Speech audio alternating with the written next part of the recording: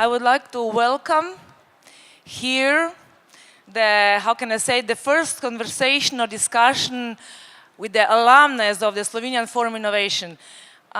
Today or yesterday we started with the 10th forum, which means that you are actually part of our development process, because you and your companies have actually joined us in the process when you were applying for the Forum Award for the best innovation each year. So basically all of you, all of your companies have succeeded in a period, and your innovations were very, very exciting, different, and I think that a lot of changed, a lot happens since then.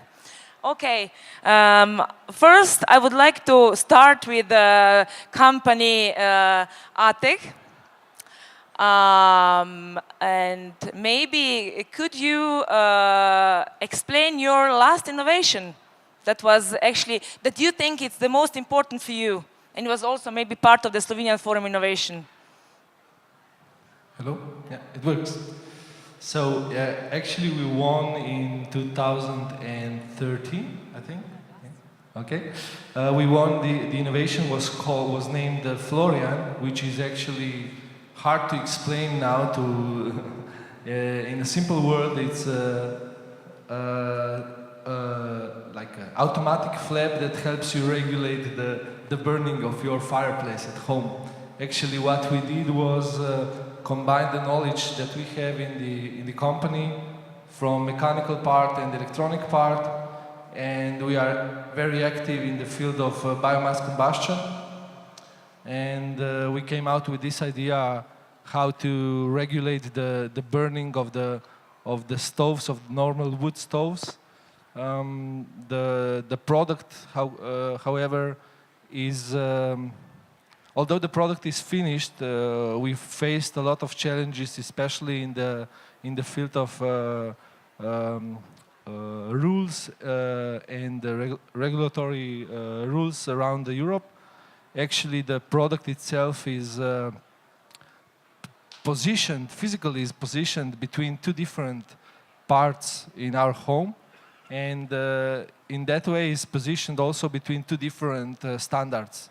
On one hand, you have some local rules regarding the different flaps on the stoves and on the exhaust pipes, and on the other hand, you have European standards for the chimney systems. And for example, in Germany, we were presenting this product to some potential clients, and they say, "But you know that in Germany is like Angela Merkel and then the chimney sweeps. This is the second most important group of people in Germany, and it's very important for us to convince the chimney sweeps." And in the end, we are now still facing the testing period. We are testing the product in conditions that will never happen during burning, but simply because the standard for such products doesn't exist. We are bound to testing this. So I hope that the innovation on the next important thing is that the product is a very seasonal product, so we can only sell it during the winter. You cannot sell it nobody will buy it during the summer, and because of that, each year we don't finish the certification until April. We lose another heating season. So at the moment we are very close to finish it, to getting the approval from the TÜV and from the German local authorities, but obviously we lost also this season. So everything is now focused on 2016. We'll be presenting the product at one important exhibition in Verona. And yeah, for now the ambitions are still high. But in the meantime, of course, we try to develop also other products, because this is now more in the product management team, doing all the communication with the standard, with notified bodies and so on. And basically the sales didn't even get a hand on it. So yeah, we'll see. Thank you for now. Matjaž, Domel. I think that Dumel is quite famous, if I can say like this, for your innovation process and how you're dealing with that within the company. Your communication with your workers and how to make them part of your process. Why would you think that that is very important, to build this inside community, basically, which is within the company? Yeah, it's hard question. Yeah, actually, Dumel, for example, this year we participate with 3 innovations. I would say we are big enough, and we have to be very active to have always some ideas, some innovations in pipelines. So to be competitive on the market with on the global market with the electric motors, which is rather traditional technology, actually we need to bring new solutions, new ideas each year. So that means we don't have a big issue when we get the call for the new forum. Additional, so how do people react, employees? Basically, you involved everybody from the bottom up to the top and vice versa. How do they react at the first time or at the beginning when you said, well, you have to be part of the process, otherwise at the end the results cannot be so good as they could be? Okay, our innovation process, we can split in 2 groups. One is so-called massive innovations, where we call or where we expect the ideas from all the workers. And actually there are 1,000 employees in the Dumel group. Okay, inside those ideas, it's not always a big improvements. We encourage the employees also for a small improvements, which in most cases doesn't mean a huge economic effects. But we want to encourage to bring the ideas on the paper or in the system, doesn't matter, to keep them active.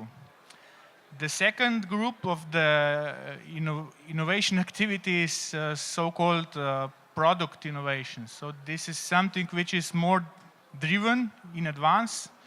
So we keep the focus on the certain areas, and we, I'd say again, encourage the project teams for the innovative ideas from the product point of view, process point of view, doesn't matter. So this is then handled within the same system, but different way.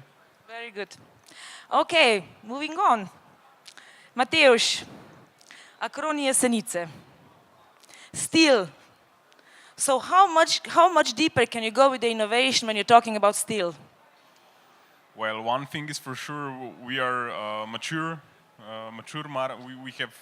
We are in mature industry, so not a lot can change. But if you look at it from this side, but the final product that we are developing has already been in the market for more than 100 years. So it's not something new. The process of how to do it is completely different that it was before. So we found a niche and we exploited it really well, in my opinion, and also in the opinion of, in the opinion of financial results that we got from this innovation. So we were quite happy with it.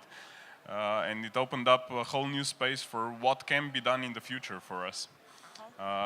It's basically, the process was, I guess it was so old that nobody thought about changing it.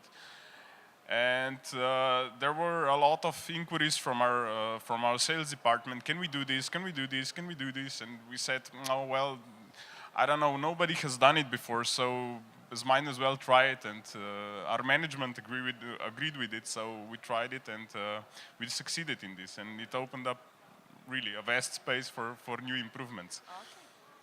One additional, your company is also the winner of this year's forum for the companies. could you explain maybe in 2 sentences, like for people who don't actually, know much about steel, what was your innovation? Like very simple explanation for likes. Well, metallurgy is, in my opinion, easiest connected with cooking or with food. And usually this steel was cast in a jar, like somewhat similar to this bottle here. They let it solidify for 1 week and then forge it and then roll it to the final product. What we did was continuously cast this steel into blocks that resemble the final product much better than this bottle. So it improved yield. We got really a lot faster. From starting of melting to final product, it only takes us about 20 hours, whereas with the old process, it usually takes for about a week, a bit over a week. So it's way faster, it's way better, it has way better yield. So everything just in this case really way better. Well, it was not in 2 sentences, but I got it now. Sorry. Thank you. Well, go Opti. Yes. You're flying all over Slovenia lately. That You're is not true. driving anymore, but flying almost, huh? Yeah, we hope we will fly one Yeah, day. we can see you everywhere mostly.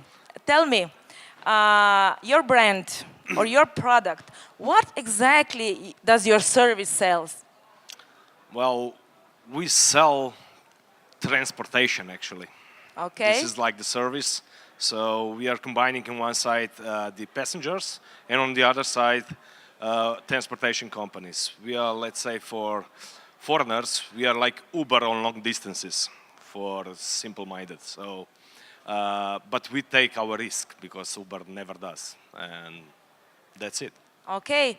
But I think that there's another problem or issue that you are solving or you're trying to solve, where it actually opens additionally your business model to earn money. What is that niche that you actually innovated in the process? So we actually now turned the business model around because we were at the beginning the transportation company as well. Now we are just a marketplace where we are at one side combining like the passengers, on the other side the transportation companies. Then we have at the back end the great algorithm for optimization and as well for yield management. This is our which is based, of course, on the statistics. This is our innovation, and better the algorithm are, more money you can earn, because everything is on commission, and that's it. Are you now just in the, like, what is your biggest size of the car that you are using for transportation? Well, actually buses, Buses. of course. Okay. Also the planes. Okay, great. Thank you. Thank you. Low-reach measurements. Is there anything that you can't measure? Of course, there's still 5% that we are not covering for all the companies with measuring, but that's the place where the innovation comes and where the new processes of measurement come. And some of the processes probably won't be measured any time, but most of them, they are covered. This 95% of Gauss, it's covering. Okay. So tell me, what was the strangest thing for us, for likes, that you measured, that you succeeded to measure? We are measuring drops of water, but we divide it in such a small piece that you can put 1,000 pieces in one drop of water. So that's how precise our instruments in laboratory are. So you would say that in a half a liter of the bottle, there is how many drops? Oh, this is the time for the new technology to come, because we in these days we are not able to count anymore in our heads. So because maybe this is a process how to make people count again in our heads, not anymore with these smartphones and so on. Exactly. Because last time we were talking to one of the companies that actually they are producing oil, pumpkin oil, and we said, okay, maybe you could develop your brand and approach the customers and say, look, there is, I don't know, 1 million drops in your half a bottle pumpkin oil. So maybe that's your another, you know, Yeah. they can sell it in this way. It's going to be a better product to sell if you're selling, well, look, there's a 1 million drops in your bottle. This How is could- a business model to think about it. Okay, so for the next year, maybe. Maybe we'll see. This year we made a great world premiere of our new system for monitoring, and it's called Exactum Smart Sensor Hub. We made it at Expo in Milano, so it was a great success.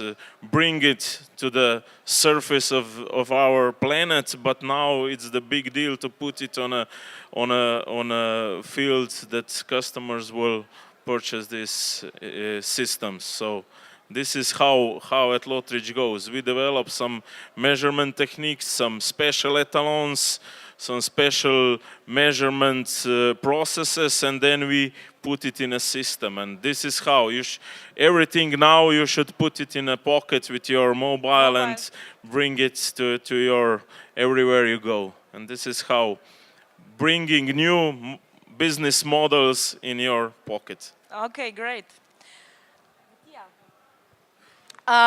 Could you tell us about you or maybe your company, what are the two most positive or most successful things you've done?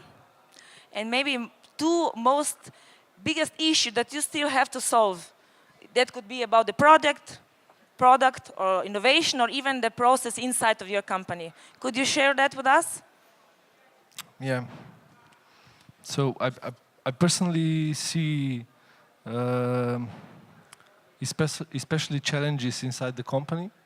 So one of the biggest issues that I think in Slovenia many companies have is understanding that you as a company worker, employee, you on several occasions you have to play on different teams, and these teams not necessarily have same goals.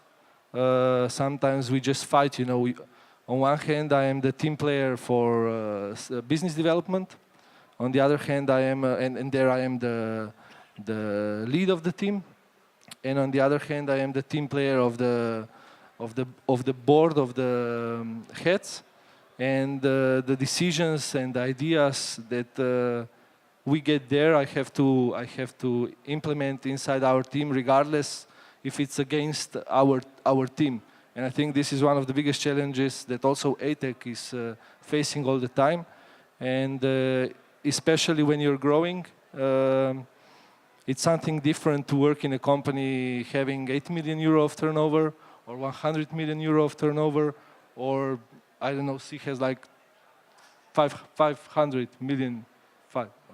No, it's simply a different thing. I always tell my friends that also my team that it's important. I mean, you have to understand that somebody is an expert to drive the small boat, the small rubber boat. Then you have an expert for a yacht. You have a skipper who is an expert for like a sailboat, and then you have an expert for. I think they will have sometime in the future, you know, an expert for the big tourist charter boats, you know, and it's the same in the company. And this is one of the, let's say, biggest challenges we face all the time, especially when growing. Next thing I would say is understanding the position when you are innovating, you know. You have to understand that most probably, at least this is our experience, most probably we present some technology that will not suddenly explode in the market. What we present, also with Florian, also with some other solutions in the field of biomass combustion, actually they don't get the momentum until like 2-3 years. Yesterday I had a meeting with one company. I was trying to convince them to go with us at one exhibition next year, simply because we see that maybe in 3 or 4 years this solution could be an interesting solution. But we have to present it now, otherwise we would be copycats in 2 years. So this is the next challenge that all the company that try to be innovative have to understand. innovate something and next year you make cash flow. You innovate and then you have to understand how the market will develop, especially with innovations. These are the two, let's say, challenges. You asked two more? It's okay? Good. It's very good. Matjaž, you are the head of the development department. Correct, yeah. Correct? Okay. So what exactly is your role? Wow. Another tough question, no.